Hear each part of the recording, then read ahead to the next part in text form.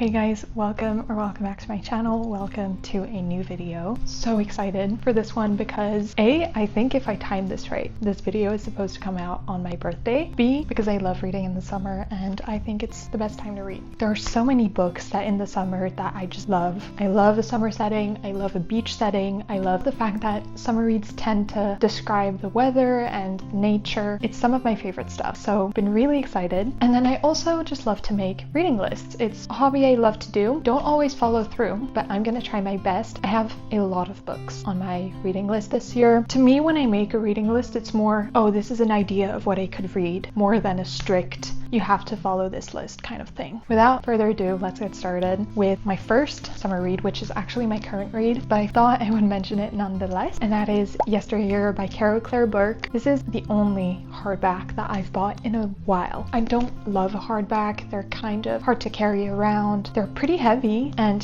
they're like tall in a way that I don't really love. Unless you've been living under a rock, then you already know what this book is about. And if you don't, we follow a woman who leads a sort of trad wife lifestyle, but she's also an influencer, and she suddenly gets thrown back into the 1800s where she actually has to live like a trad wife. This is my current read. I'm a little bit over halfway through, hoping to finish it pretty soon. So that's Yesteryear by Carol Claire Burke. I'm not going to go in a particular order. I'm just going to present some of the books. I'm actually going to go with two French books next. We have Risible Amour, which in English is translated to Laughable Loves, and L'insoutenable légèreté de l'être, which in English is The Unbearable Lightness of Being. Both of these are by Kundera. Don't know how to pronounce his name in English, so I'm not even gonna try. I really want to read one of his books over the summer, so I put both on my TBR because I don't necessarily have a preference. If you have an idea of which one is the best to get into his writing, I would love to hear. I'm really curious to see if I love this author. My sister's read, I think both actually. He's been on my TBR for a while, and I feel like for some reason his covers just give a little bit of summer. I also love the French editions because they're very floppy and they're so small, they just fit everywhere and they look really good on a shelf. I think Laughable Loves follows the absurdity and kind of the crazy aspect to relationships. It sounds really cool. The Unbearable Lightness of Being, if I'm right, focuses on this idea of, you know, the lightness of being, just like living your life in a positive light, not taking life too seriously, but then being forced with the harsh reality of things that just doesn't make life be actually light. So those are both Kundera's. Then I have a new addition to my TBR, and that is Summer Heat by Daphne Suman. I'm not exactly sure what this book is about, and to be quite frank, I don't really want to. I remember finding this book when I was in Spain last year,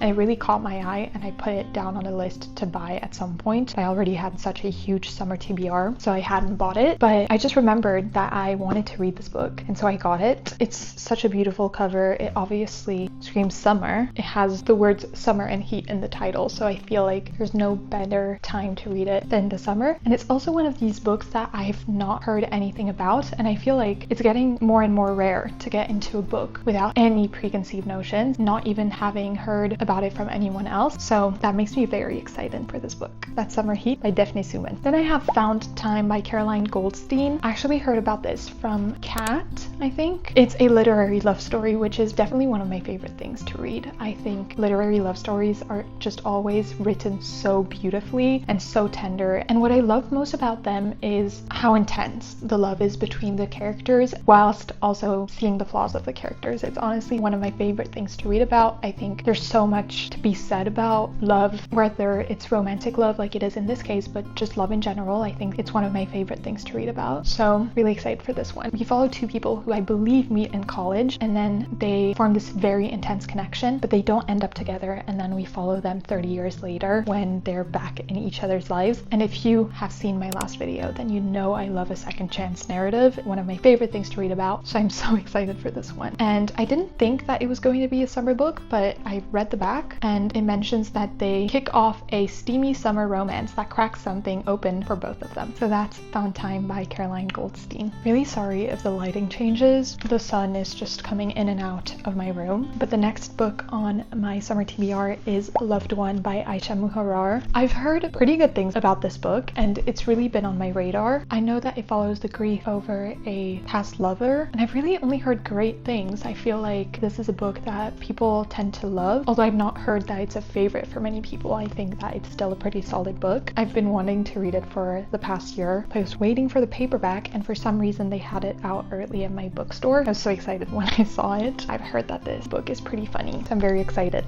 Then is Sunburn by Chloe Michelle Howarth. I've been wondering where I placed all of these, and now I know. Well, there's even one more. I have so many. I've heard really great things about this book. It follows a sapphic romance between two pretty young girls in Ireland. I feel like I love Irish authors. Not that I've read that many, but Irish authors are so beloved, and it's for good reason. This book sounds amazing. I think it explores pain and love, first love, but also being a queer person in a town that does not necessarily accept that. And so I feel like it's going to be a very powerful coming of age, and I've heard everyone say that you should read this in the summer, so that's what I'm gonna do. Then I have When the Cranes Fly South by Lisa Ridson. I think this follows an old man in a small town in rural Sweden. I don't know if this book is necessarily a summer book, but I really want to read it over the summer. I have heard that this book makes you cry. I just think there's so much beauty that comes with following an older character, and I think part of that beauty comes from the wisdom that they tend to have, the retrospective aspect to these kinds of stories. I don't know why I'm making the connection in my head between this and A Man Called Uva, but I am. But the difference is that in this book, the main character, this old man, wants to mend his relationship with his son, and I think that's going to be heartbreaking but beautiful. So excited for it. Then we have a book that I bought fairly recently, and that is All Fours by Miranda July. This book has been on my radar for the past 2 years, but I finally bought it. Every year I wait for summer to read it because her name's Miranda July, so I think I've unconsciously associated this book to a summer book, even though I don't know that it is necessarily a summer book. From what I know, this follows a woman who is kind of going through a midlife crisis, and she decides to go on a road trip without her husband or her child, and she actually just ends up in a motel, and it starts going a little crazy. I'm really excited. I feel like this was a book that everyone is giving 5 stars. I've heard it's very funny, and I've heard that it's a very compelling book, so hopefully this is the year that I read it. Then we have another French book, and that is Vivre entre les vagues et le ciel by Cameron Philippe. This book is not translated, but I'm going to translate the title, Living Between the Waves and the Sky. Now, this author is actually a content creator that I followed. She's been making a lot of content about writing and her love for writing, and I've read a few of her other books before, but this one is the first one that's traditionally published, and I felt just so proud of this person that I don't know. But from what I know, this book follows the lives of 6 friends and their very close bond that they used to forge over summers in their adolescence, and then something happens to one of them, and we're following them years in the future as they look back on this time in their life that meant so much to them that they can never get back. Obviously it's set in the summer, so I think it's perfect for summer, but in another book of hers that I read that was set in the summer, I found that she had a very good way to describe the feeling of summer, and the feeling of summer as a teenager. There's something about it that I've always loved, even though I never really had that kind of summer. This being traditionally published, I think it's going to be even better than her other books. This is a 5-star prediction for me, and I feel like I've been pushing it off because I'm scared that I set my expectations too high, but nonetheless, will be reading it over the summer. Then is My Friends by Frederick Bachman. I actually read, I think, 100 pages of this book last year, but I was in such a reading slump in June of last year that I just decided to put it down because I knew I was gonna love it, and it was not the time. But there is a quote from this book that's stuck in my head for so long, and that quote is, "Winter and spring are fighting for everything that's alive." For some reason, that quote rearranged something in my brain. I love the way that Bachman writes. I think he has such a very profound way with words, and he loves to add meaning in a lot of his stories, and I think that's why they're so touching. We follow this main character called Louisa, who is a really big fan of this painting that people don't really understand, but she knows that it's about this group of friends, and then she happens to meet the artist, and she just decides to visit the place of the painting itself. I don't know how to explain the plot of this book, because just knowing that it's about 3 friends in the past and then in the present about Louisa trying to see the life of these friends, I think is so excited to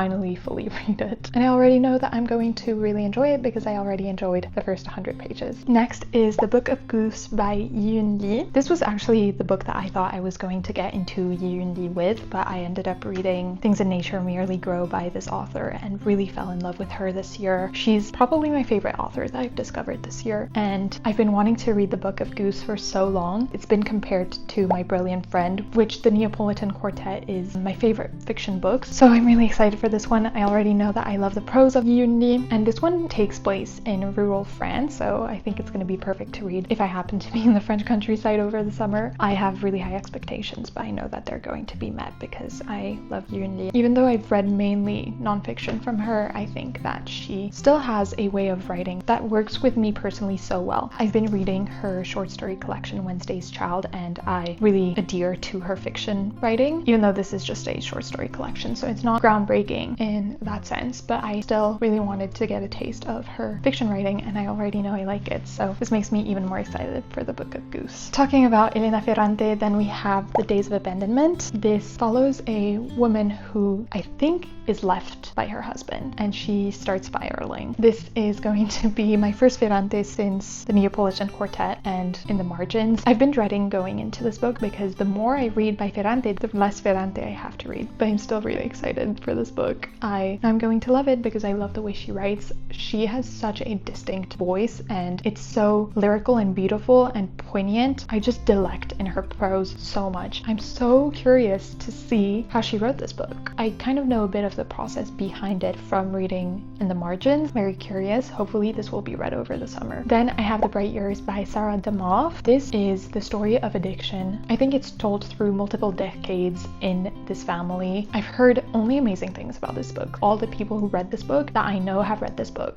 gave it 5 stars. I have such high expectations, but I'm really hoping that they're going to be met. I don't really want to read the back or know too much going into it because I have heard good things and I've kind of heard what it's about, but I don't love to hear too much about a book. I like to go in somewhat blind because then it really prevents me from being swayed in my opinions, if you will. Very excited nonetheless. Then we have the second to last French book on my TBR, and that is La Bonne Mère by Mathilda Di Matteo. This takes place in the south of France in Marseille, and it talks about the mother-daughter relationship. I haven't read many books that talk about that. I think the only one that I read is Annie John, but I know that this is a really good book to read in summer. I love the cover of this book. I think it's such a cool cover. I think we need to make more covers like this. It has the cover of a comic book, but it's not a comic book. I also just love the size. I just love the format of this book. I really do. So excited for it. I really want to read it this summer. It's definitely one that I have kind of prioritized in my head, especially because I haven't read too many French books this year, so I feel like this would be a good way to not only read a book that I am genuinely interested in, but also read a bit more in French, which is something that I've been neglecting a little bit. And finally, for my last book on my physical TBR, I have Transit by Rachel Cusk. I read Outline in May, and I really loved Outline, and I've been wanting to continue this trilogy. I just love the concept of this trilogy, and the execution of it just works so well with my brain. Outline was a very easy read, and I think it's just a book that is very good to read when you have a lot of stuff going on because it's not that challenging, but it's still so groundbreaking in the way that it's written and in the structure of it. So I don't really know where this one takes place, but I don't really want to read the back because I really want to go into it blind. All I know is that it is the book that comes after Outline, so very excited. And I feel like Cusk in my head is just associated to summer, probably because of Outline, but something about the freshness of her writing just makes sense with the summer months. So that's all of my physical TBR, and I'm just going to quickly give you 2 books I think that I want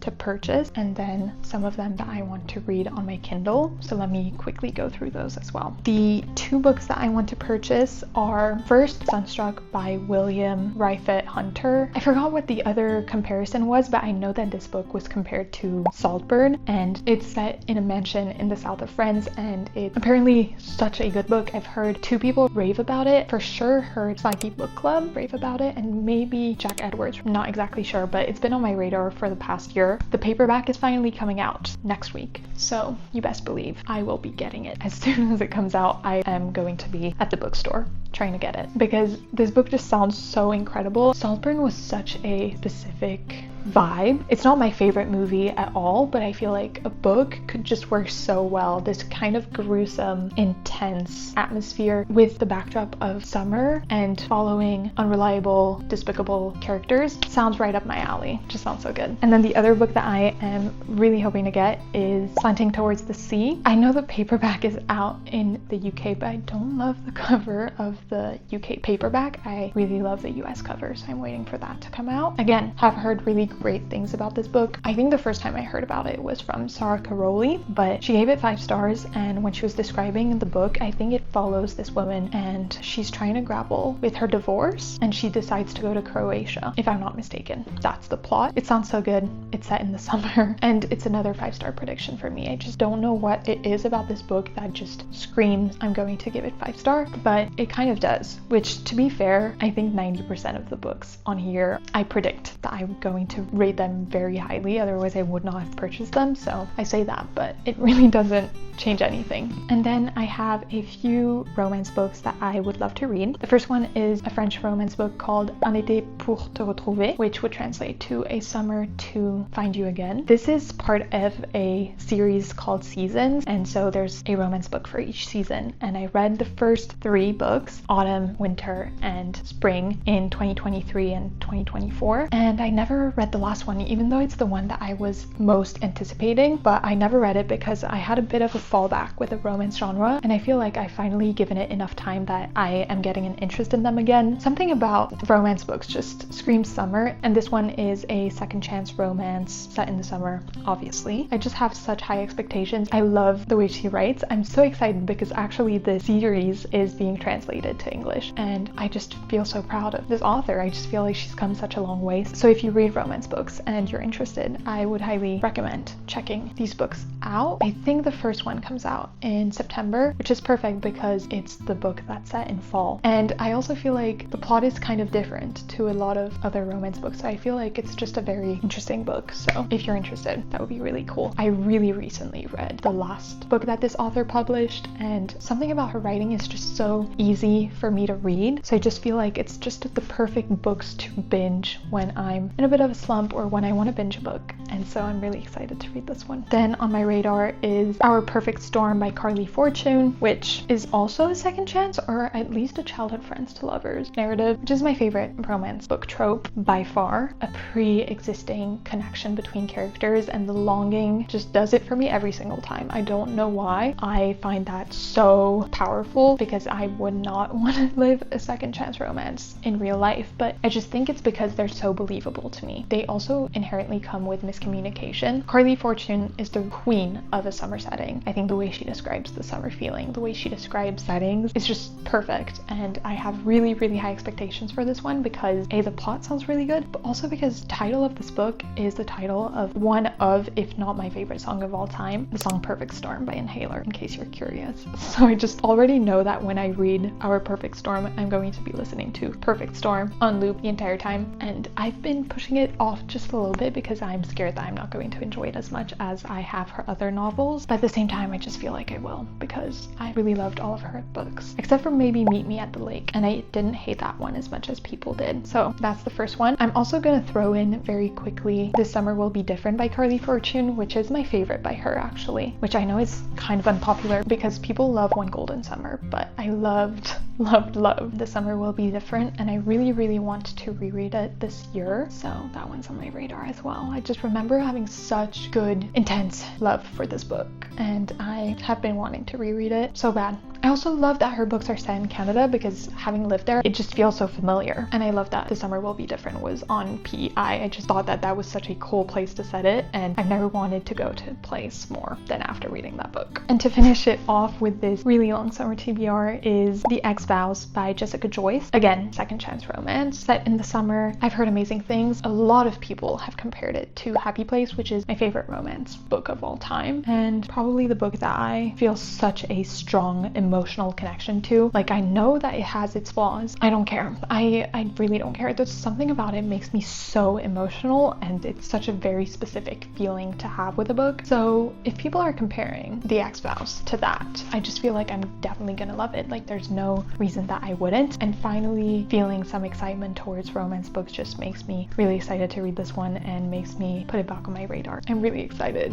I really can't wait to read that one. I think all the romance books in this video are going to be read this summer because they're just such easy bingeable books, and I love them for that. I just think they bring so much lightness to my reading, which a lot of the time is actually desperately needed, especially when I'm trying to avoid reading slumps. So those are all the books that I am hoping to read this summer. Don't know if it's even possible because it's only 3 months and I have such a big list, but if I'm not in a reading slump, hey, anything's doable if I don't spend too much time on my phone and if I'm not too busy. So really hoping for a good summer reading time. Thank you for staying all the way to the end of this one. I hope you have a great summer. Tell me what's on your summer TBR. I'd be really curious to add more to mine, so let me know, and I'll see you soon.